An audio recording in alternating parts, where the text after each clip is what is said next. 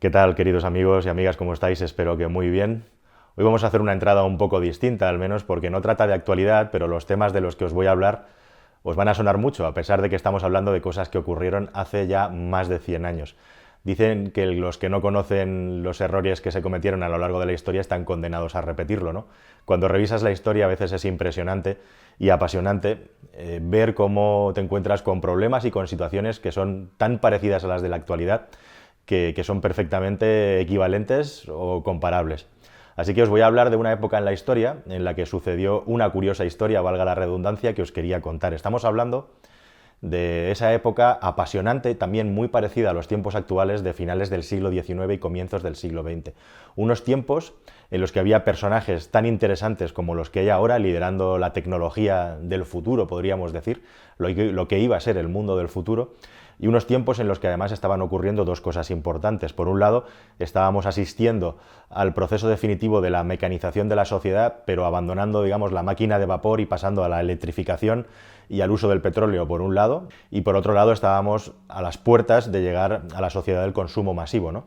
En la que Henry Ford tuvo mucho que ver con los planteamientos de ingeniería que desarrolló en Estados Unidos en la fabricación de automóviles. Y esta historia justamente va de dos titanes de esos tiempos, como son Edison por un lado y Henry Ford por otro. El día que Edison y Henry Ford se aliaron para crear un coche eléctrico y fracasaron. ¿De dónde viene esta historia? Bueno, en esos tiempos, además había un tercer personaje pululando por ahí, que era Nikola Tesla, ni más ni menos, el famoso genio, podríamos decir, inventor e ingeniero, que por cierto tuvo un affair muy importante con Edison, una pelea muy grande, durante muchos años estuvieron a la greña y Tesla jamás perdonó a Edison pues que Edison tuviera esa visión, digamos, tan caníbal y tan agresiva en el mundo de los negocios, ¿no? Pero en aquella época pues las cosas eran así. Pues tenemos al señor Henry Ford, que resulta que vivía no muy lejos de donde vivía Edison. Los dos eran ya señores importantes, famosos, sobre todo Edison era una celebridad, era pues el Steve Jobs, podríamos decir, de los tiempos actuales, si es que hay una equivalencia. Podríamos decir que es como si se juntaran Steve Jobs y Elon Musk, ¿no? Pues Edison y Henry Ford.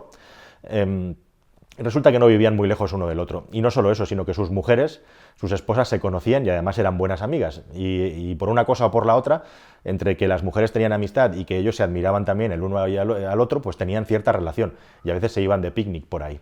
Entonces, a principios del siglo XX, para que os hagáis una idea, hablamos del coche eléctrico como algo revolucionario o innovador, pero los primeros automóviles que hubo en el mundo, entre otros, fueron eléctricos, ¿no? Y como tantas otras cosas que se han desarrollado en la historia, ha pasado lo mismo. El coche eléctrico, lo que es el concepto de automóvil eléctrico, se inventa, entre comillas, en Europa, en países como Francia sobre todo, pero también en Alemania, en Austria y en Inglaterra, se desarrollan los primeros prototipos de automóviles eléctricos, pero es Estados Unidos el lugar que tiene la capacidad, digamos, para de todas estas invenciones y de todos estos experimentos generar un producto capaz de ser vendido a la masa. De tal manera, para que os hagáis una idea, en principios del siglo XX en Estados Unidos había aproximadamente unos 40, 50.000 automóviles y más o menos el 40% de los coches se movían todavía a vapor, pero es que el 38% de los automóviles que había en el país eran movidos por electricidad, por baterías, y el 28% más o menos, el 22%, perdón, 38% electricidad y 22% movido por gasolina. O sea que de estos tres sistemas de propulsión, la gasolina era el minoritario. Y Henry Ford andaba en esos tiempos trabajando y obsesionado con fabricar un automóvil de gasolina de muy bajo coste para poderlo vender de manera masiva, para crear un acceso al automóvil para mucha gente. Le contó estos planes a Edison y Edison animó, según cuentan las crónicas de la época, a Henry Ford a fabricar su proyecto de su coche de gasolina. Y en toda la primera década de los años 2010, no, de los años 1910, desde 1900 hasta 1910, en esa primera década del siglo, pues Ford estuvo muy entretenido en desarrollar el concepto y el proyecto de automóvil accesible, mientras que Edison, entre sus múltiples negocios en los que trabajaba, se puso a trabajar también en el mundo de las baterías, de la acumulación de energía, y entre otras, creó baterías y desarrolló baterías específicamente para el automóvil. Entonces, Edison empezó, digamos, a comerle la cabeza a Ford con que tenía que hacer un coche eléctrico, porque el coche eléctrico tenía un montón de ventajas respecto al automóvil de combustión que todos conocemos hoy en día, y en aquella época eran las mismas, ventajas teóricas. Os he de contar una pequeña anécdota también, que es que en aquellos tiempos el automóvil eléctrico, aunque hoy es muy, digamos, políticamente incorrecto decirlo, se consideraba que era un automóvil muy apropiado para señoritas, porque no tenías la necesidad de estar con el arranque que necesitaba una gran fuerza física, el arranque manual, que podía ser muy penoso si no tenías suficiente fuerza. Bueno, pues eso con un automóvil eléctrico estaba completamente solucionado, ¿verdad? Además, los automóviles eléctricos, a pesar de eso, de que eran coches que se hablaba de que eran para mujeres, entre comillas, para señoras, se utilizaban mucho también para como vehículo de reparto en ciudad, que es una idea muy buena. Y también incluso mucha gente rica tenía el automóvil eléctrico y eran coches de mucho lujo, o sea que tenía muchos usos. Y entonces Edison empezó a decirle a Ford que él tenía la tecnología con sus baterías para poder crear un automóvil eléctrico asequible. Y a pesar de que Ford, como es notorio, no abandonó sus ideas de crear un coche de combustión, comenzó a pensar en desarrollar prototipos de automóviles eléctricos. Y la prensa de aquellos tiempos, no había blogs, ni había internet, ni había tuiteros, pero la prensa se acabó enterando, como ocurre hoy en día. Y comenzaron a hablar de los planes secretos de Henry Ford para crear un automóvil eléctrico. Esto creó mucho revuelo, hasta que más o menos en 1914, por primera vez, Ford habló del tema, dijo que efectivamente estaba trabajando para desarrollar un coche eléctrico con la ayuda de las baterías de Edison y que la gente no se preocupara porque ese coche iba a salir al mercado. Y además Ford dijo que había trabajado en unos cuantos prototipos sobre automóviles eléctricos. Bien, probablemente Ford exageró en el sentido de que no había habido varios prototipos eléctricos, pero sí que se ha podido documentar que al menos uno existía y probablemente dos. Como ocurre siempre en la historia y como ocurre hoy en día también con Tesla y con Elon Musk, estos personajes, digamos, que son los que tienen toda la atención mediática, pero detrás de ellos están algunos de los mejores ingenieros en su campo. Y Ford y Edison hacían lo mismo, contrataban a los mejores ingenieros o a aquellos que creían que podían darles patentes para luego poco menos que dominar el mundo, ¿no? Así que Ford tuvo trabajando algunos de estos ingenieros brillantes en fabricar conceptos de vehículos eléctricos, y cuando ya todo parecía que estaba listo, el coche no acababa de salir. Hasta que llegó 1916 y pasaron dos cosas. Por un lado, Ford había comprado, según dijo, unas instalaciones al lado de las cataratas del Niágara para fabricar un vehículo eléctrico. Por si no lo sabéis, recordad que en las cataratas del Niágara aquello tenía que ser impresionante porque fue allí también por primera vez donde Nikola Tesla desarrolló unas turbinas que aplicó a los saltos de agua de las cataratas del Niágara con las que generar electricidad, ¿no? Que tan importante ha sido luego a lo largo de la historia. Bueno, pues se fue en ese punto, que además no está muy lejos de Detroit, que es a donde se estaba manejando toda la industria del automóvil y donde se ha manejado en Estados Unidos hasta hace 4 días, pues quería fabricar allí su vehículo eléctrico. Pero ocurrió una cosa que muchos teóricos de la conspiración, podríamos decir, aprovecharon para hablar pues, de las mafias negras del petróleo, nunca mejor dicho, ya en esos tiempos.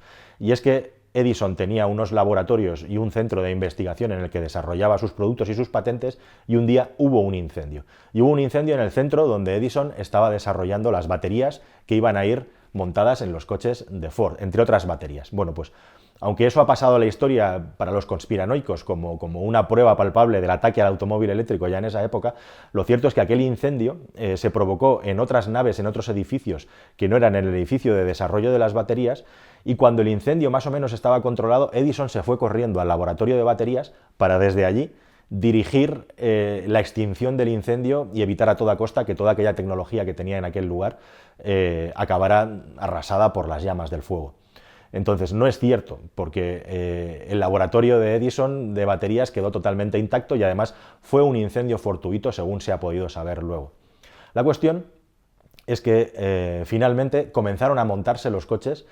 Se dice que Ford invirtió $1,5 millones y que tenía 100.000 baterías ya compradas para Edison para montar en coches. ¿Y qué es lo que ocurrió? Bueno, pues que la batería de Edison era una batería muy interesante, una batería de níquel-hierro, que ha estado resistiendo un montón de años a lo largo de la historia. Es una batería que tiene unas características muy especiales, muy peculiares, y es que es una batería que aguanta muchísimo. Le puedes hacer descargas profundas, la puedes maltratar a la hora de cargarla y descargarla, que la batería resiste y resiste y resiste años y años y años. Como contrapartida, ¿qué ocurre? Bien, pues que aplicada a un automóvil resulta que estas baterías a veces no tenían la capacidad de dar toda la entrega de fuerza, de potencia que podía necesitar un automóvil eléctrico. Y entonces, según parece, ante estos intentos fallidos de poner la batería de Edison, se comenzaron a poner unas baterías que son las que han llegado hasta nuestros días, que son las baterías de plomo ácido, que son mucho más pesadas que las baterías de níquel-hierro de Edison, y además se empezaron a poner en los coches sin que Ford se enterara. No está muy claro qué es lo que ocurrió aquí, pero la cuestión es que cuando Ford se enteró de que le estaban colocando en los coches unas baterías que no eran las que estaban acordadas y que no tenían las características acordadas, porque no daban de sí lo suficiente, se enfadó muchísimo y mandó a tomar por saco así poco menos que el proyecto. Y lo que pasó luego, pues ya lo sabemos, que Ford siguió trabajando en su proceso de industrialización de automóviles y acabó construyendo el Forte, que es el gran mito, ¿no?, de lo que es la producción industrial, ya no solo de coches. Y aquí se murió y se acabó el proyecto entre Edison y Ford de fabricar un automóvil eléctrico, por un problema con las baterías.